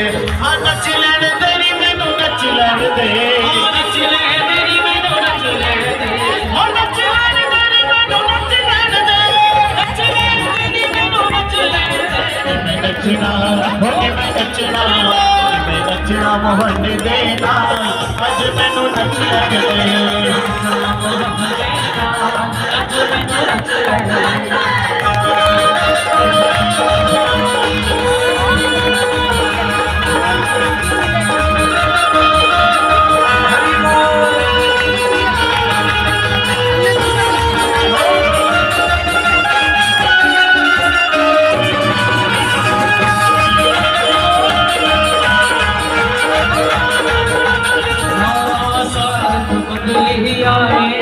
आसारंग पगली आएंगे, आसारंग पगली आएंगे, ओ आसारंग पगली आएंगे, हरि आएंगे हरि आएंगे हरि आएंगे हरि आएंगे हरि आएंगे हरि आएंगे।